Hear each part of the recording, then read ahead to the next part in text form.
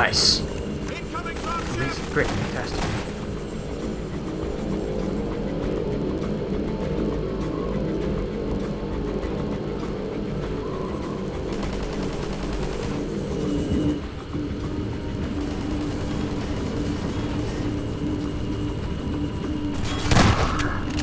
Okay, this is probably a little cheap, but it works.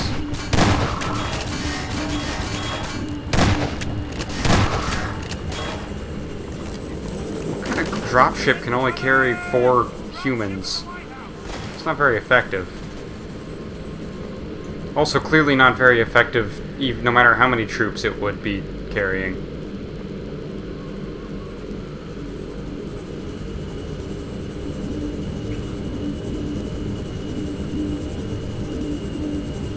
Welcome to the lighthouse.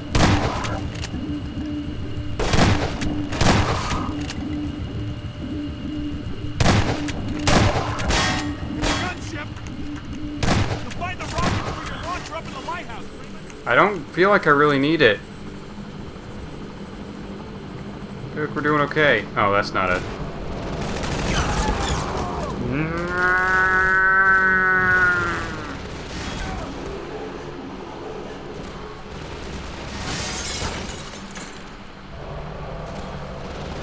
Why would you put it at the top? Why wouldn't you put it, like, sporadically throughout?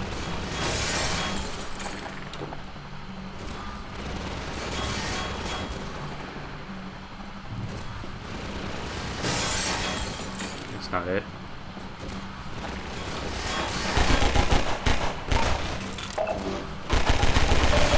Ow! I got shot by a giant helicopter. Ow.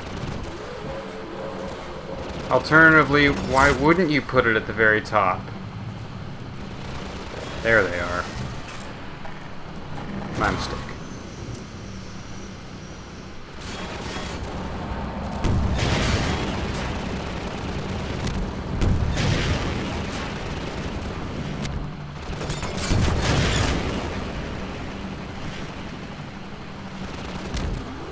That took a hot sec to catch up to it, but we made it. That backfired very quickly.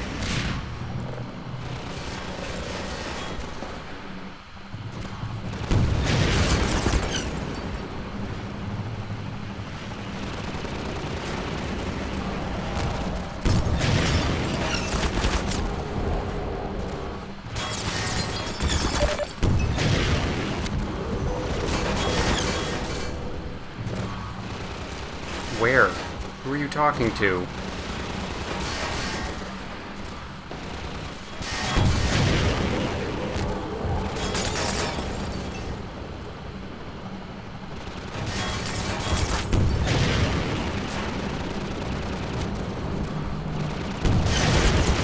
He's dead.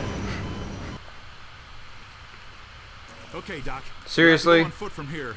There's a secret path along the cliffside, but no one's going anywhere until we fight off this attack. Having you here to fight alongside us is going to make a big difference for morale. I bet. Crap. Here come the dropships. Where was our first one? Right here? Where are they dropping, boys? Ow! Can't do that.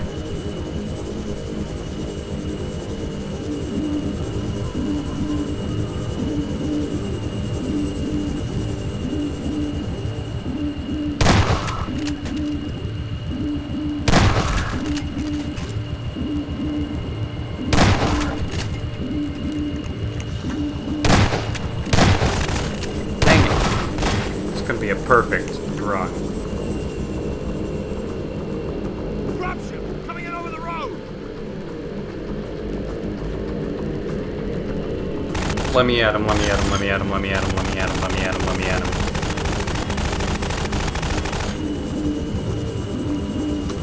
You have a med kit. Thank you.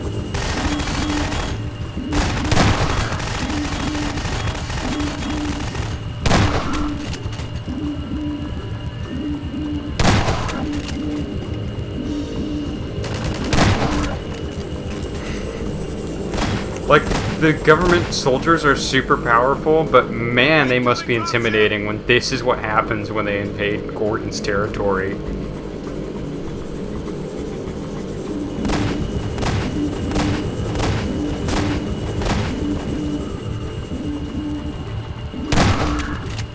Like, all they hear is, like, we just sent 4 dropships. Alright, what happened? We lost contact with all of them within literally seconds of landing.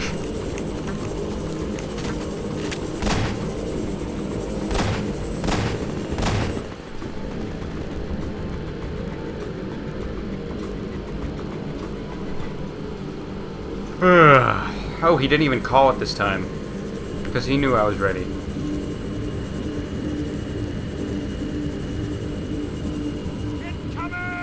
Oh, there it is.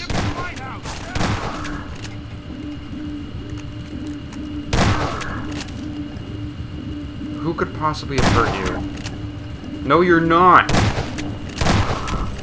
I'm too good at this dropship thing. Gunship is the one you gotta worry about. I misheard them the first time.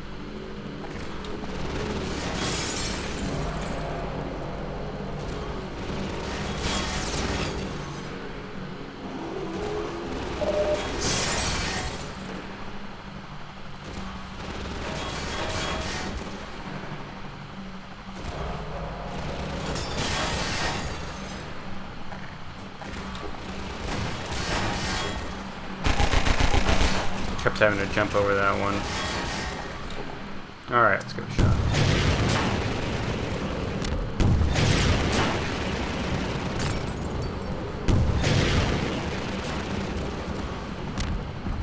I don't really understand what its quote defenses are. Is it just shooting the rockets as I shoot them?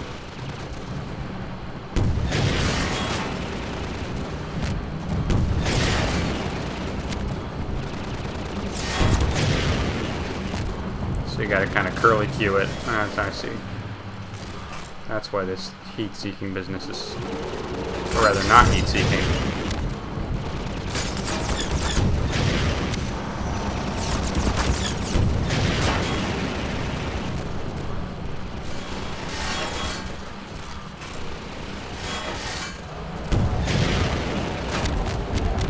There we go. Goodbye, monsieur. Celebratory rockets for everyone. Just kidding.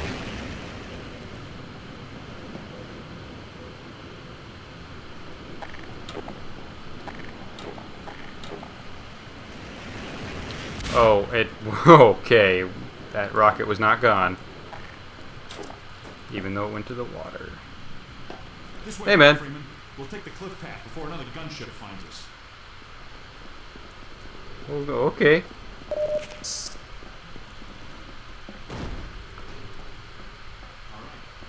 Come with me before another one comes. I'm coming.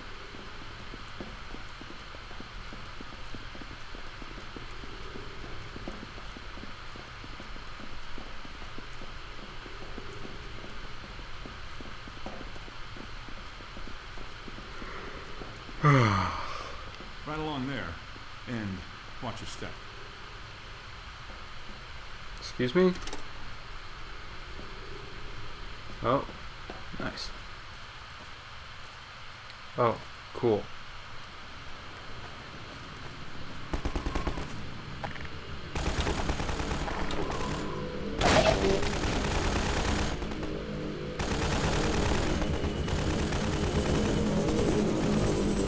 Okay.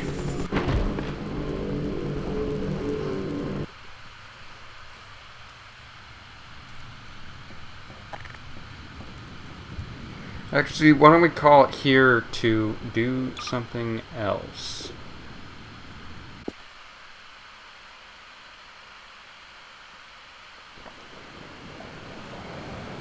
Okay, this is Half-Life 2 Lost Coast. I really still don't know if it's DLC or just they couldn't get it in the game in time, or what, but, yeah, I believe it's content that they released later on. I don't know if it was free or if the deal I had with Steam was just free. Why don't we turn commentary on? I'm interested to hear it.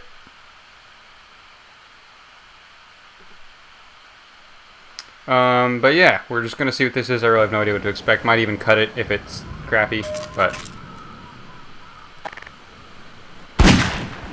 Oops.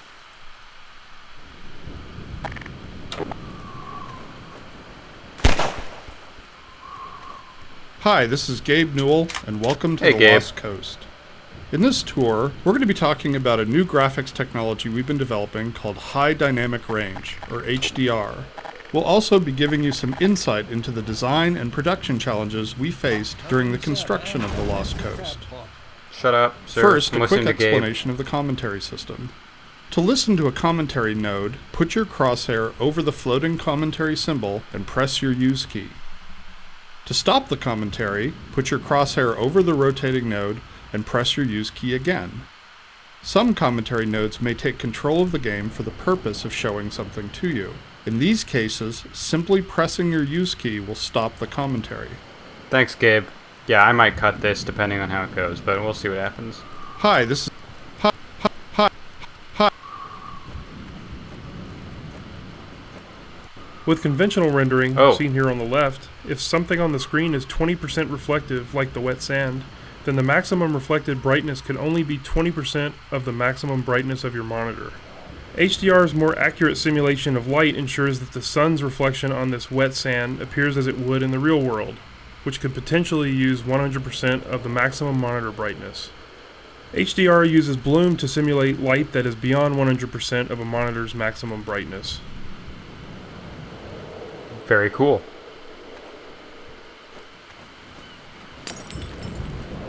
When the art team started to think about a location that would demonstrate the power of HDR, a beach was one of the first choices we made. The visual relationship between the sky, the water, and the rocks is something we could not achieve without HDR. In order for high dynamic range to correctly simulate the light's interaction with the surfaces around it, like these wet rocks, we needed more precise information about the surfaces than we've had in the past. And now going forward, we're modeling textures in 3D packages to ensure that the physical information encoded in the texture allows HDR to correctly bounce light off the surface. We also designed the colors and values of each surface to ensure they will be correct across all exposure levels. Thanks, Victor. I think Jeffrey was the second guy's name. Anyways, yeah, this was just kind of like... It might have also been a demo, which is weird because then why would they cut it if it also is supposed to fit in the storyline as well because of this boy? The process of building characters in Half-Life 2 taught us many things. By the end, we believed we'd figured out a more effective process for designing and constructing characters. This fisherman is the first character we built using that process.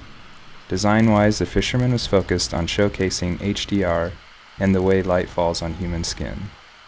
The highlights on his forehead and nose are good examples of specularity on human skin. You can see how the wrinkles on his cheeks and around his eyes are an example of how we can use normal maps to add depth. Production-wise, the fisherman was built using a similar process to the rocks you saw on the beach. We model the 3D character at a very high detail, then extract much of the physical information and store it in the textures.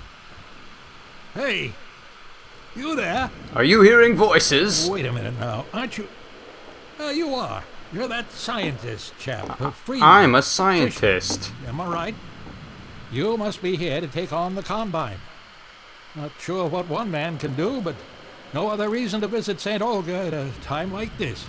I'll take you to where they made their base, or as far as I can, at any rate.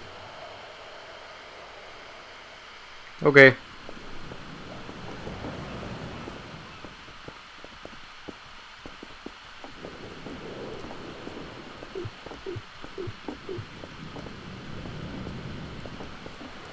Water presents us with a lot of rendering challenges. Gary. In fact, we have Sorry, to render the not scene Jeffrey. 3 times. Once for the refraction of what's under the water, once for the reflection of everything above the water, and once from the player's view. You can see the reflection and refraction scenes in the 2 small windows on screen. In the refraction, we calculate per pixel how much water you're looking through to do a volumetric underwater fog to simulate particulate matter. For our full HDR solution, we had to go through the entire engine and modify every bit of code that calculated light and color. For example, these water reflection and refraction renderings had to be improved to support the full range of contrast values. I feel like these guys are speaking as if they really love this thing, but they know it's boring to the average person. Here, I think it's let me interesting. Just unlock this gate for you. Let me just Got the start key the progress right of here. the level here. There we go. Get along now, laddie. Destroy that gun and no dawdling. Pretty sure you can go a little bit further than that. You promised to. Hurry, lad. Get up the path. Hope you didn't need that. Alright, bye, dude. Yeah, I think it's interesting, but the way they're reading it is like, most people aren't gonna care about this, are they? Ah, well, the HDR, the lights, the physics. Oh, hi guys.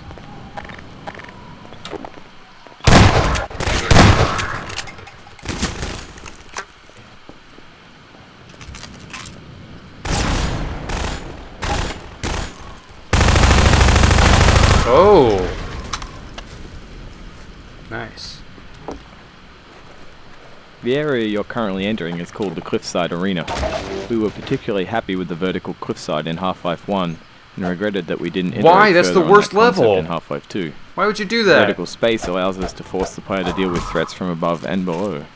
We find that players focus their view on the direction they're traveling, so by using a cliffside and having the player ascend it, we ensure that the player will look up and be prepared for enemies. If the player's path was to move past the bottom of the cliffside, it would be unlikely he would notice soldiers rappelling down from above. And dying from unknown threats never feels fair and certainly isn't fun. Good idea, good idea. Well played, well played. Oh.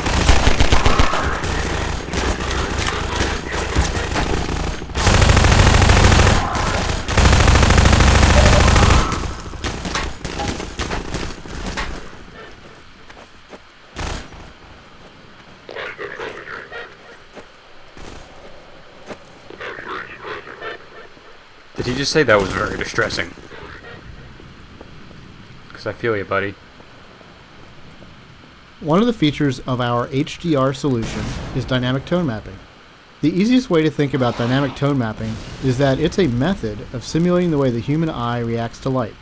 In the real world, you've probably walked into a dark room and noticed your eye adjusting to the darkness, letting you see better after some time.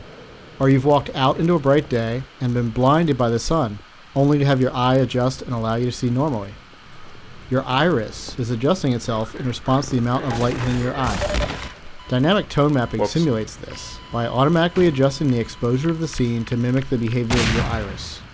You can see this as the view moves from the dark tunnel to the bright sun and back again. Here, you can see the way we calculate the amount of light hitting the player's Nice. eyes. It's a lot of We'll red take light a right snapshot now. of the scene, measure the brightness levels, and then use that to adjust exposure. We consider light at the center of the screen more important than at the edges, to better simulate the geometry of the eye. Very cool. The area you're currently entering is called the Cliffside Arena.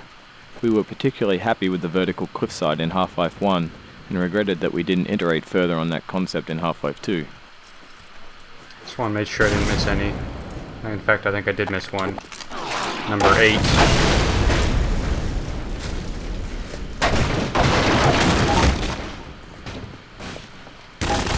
Ah, well, not that way.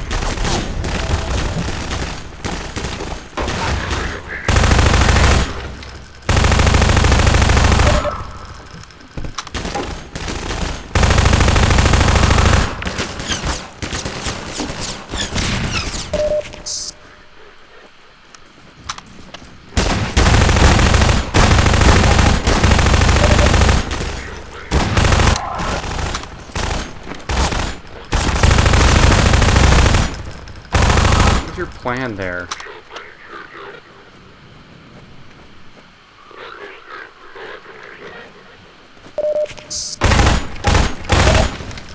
Worth it.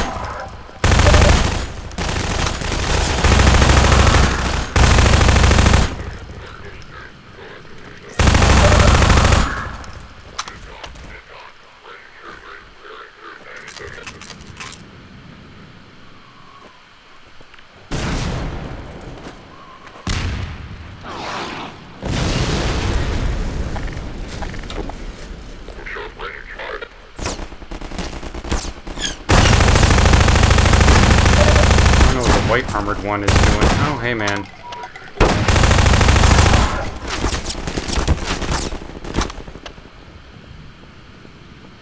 Well, where is number 8? I missed number 8. Alright. That's the only reason I jumped down last time. Figured I missed something.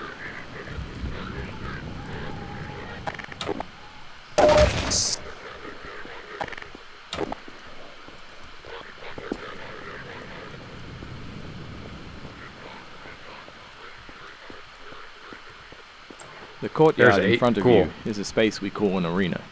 Arenas are built to hold the player for a period of time and usually contain combat or some other challenge. They often have multiple entry points for enemies, along with a gate of some kind to prevent the player moving on until the challenge has been completed. In this case, the arena is free of enemies until the player solves a puzzle and triggers an alarm. This is a method that allows the player to explore the arena and get a sense of its space before being forced to fight in it. It adds a sense of uneasiness to the player who's expecting to be attacked now that they've reached the goal set for them at the start of the map.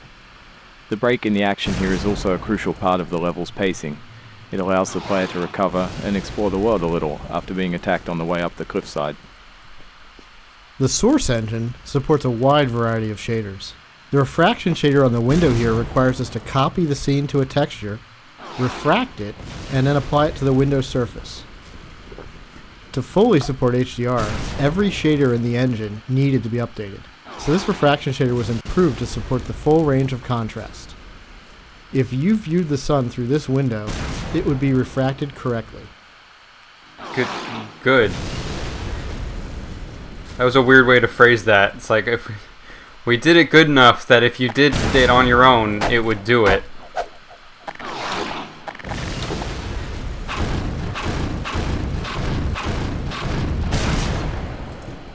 Oh, nice.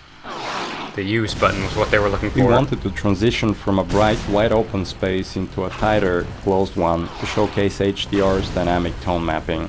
We also like to focus on contrasting elements in our Focus? Was that what settings, you like said? ancient human architecture and futuristic combine technology. A monastery fit these requirements perfectly. Monasteries are generally isolated, unlit, and built ages ago. They provide a great backdrop for the contrasting combine technology. When we build fictional settings, we try to ground them by basing them off a real-world location. We use this location as a design constraint that forces a logical consistency behind the art choices.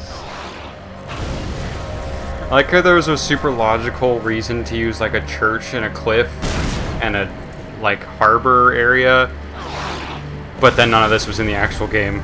Churches are great dramatic spaces. They're often lit naturally with extremes of darkness and brightness, which makes them a great showcase for HDR. Gothic churches are the sober monochromatic spaces that you've seen in almost every horror movie or game. Byzantine churches, on the other hand, are very colorful and have a large variety of materials. We wanted that color and material variety to show off our HDR reflections. Yeah, well, the textures in the Orthodox Church are the best looking in the entire game so far. Our games are filled with things we call gates, which are essentially just challenges that the player must overcome to drive the experience forward. We used a puzzle here since the player has been through combat and exploration recently. When we design challenges, we try to ensure that the player's goal and the action required by the player are both fun. It's not hard to create interesting goals for the player, like stopping this machine from shelling the nearby village, but the action required by the player to solve the challenge needs to be fun as well. So instead of something menial, such as hitting an off switch, the player gets to use physics to jam the gun's mechanism and cause it to break. Physics!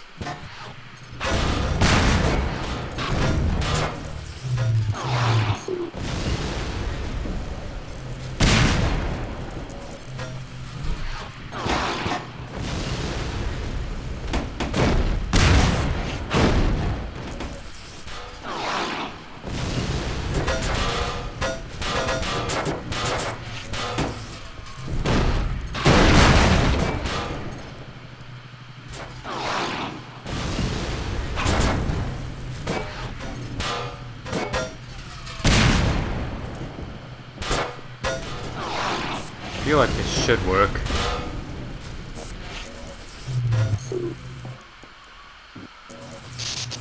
Aha! Nice.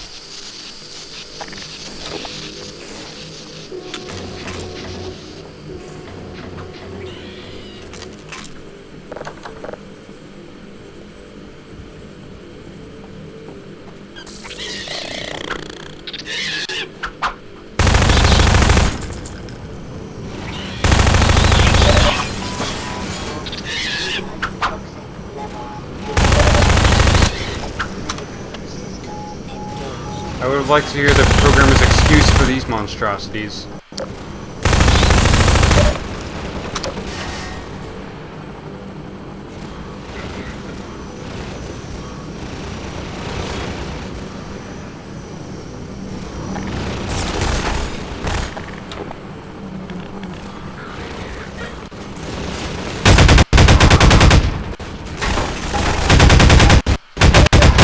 Oh wow, what a beautiful engine that my computer can't run properly anyways. Oh hey man.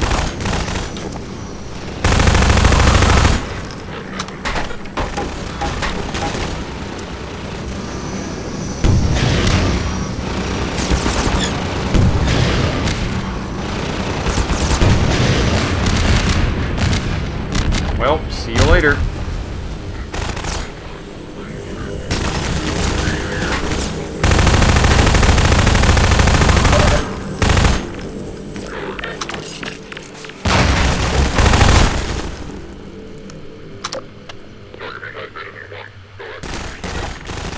Hey, I was in the dark. You shouldn't be able to see me. Or with the HDR.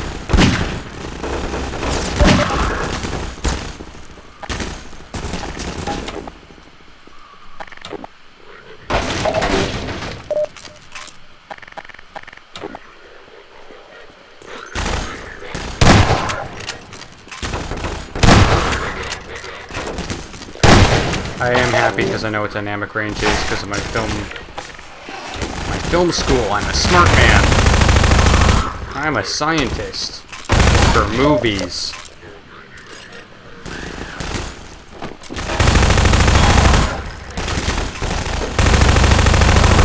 Nice grenade, dude. Well timed.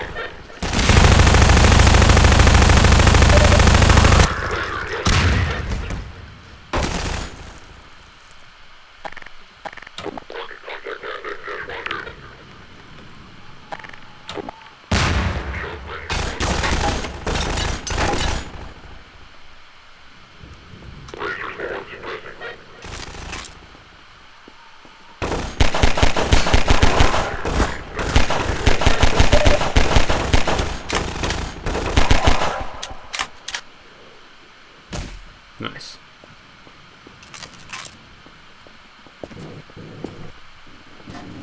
Excuse me.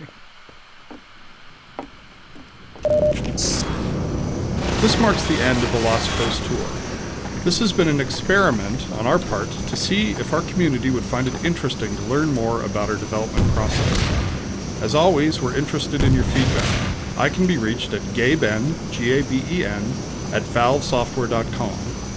If people like this, we'll keep producing this kind of content for all of our games going forward. Thanks for listening. I like it. I like it a lot, Gabe. Give me more. Very interested. Oh shoot, I thought I had died there. Is it fading to black, or am I just in a dark area?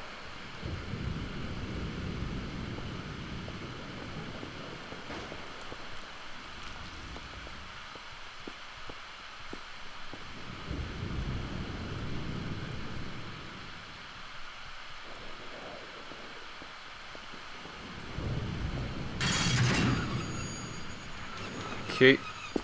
Nice.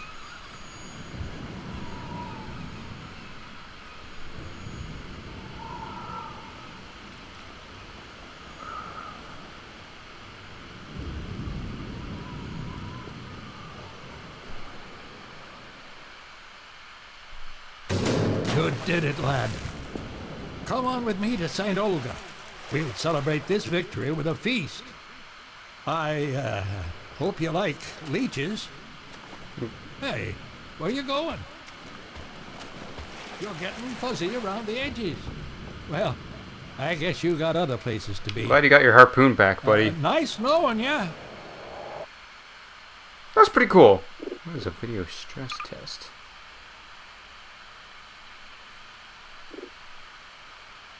No, I'm not doing that. Alright, well that might have been really boring. So, I don't know. I'll try to edit that into its own episode. We'll see if the timing is right. We'll take the cliff path before another But yeah, I thought that was kind of cool. Anyways, I think we're gonna try and get to Guantanamo Bay, and then I'll call it quits for the night. I was thinking we would end with Lost Coast, but let's try to get a little bit more of the main game in here.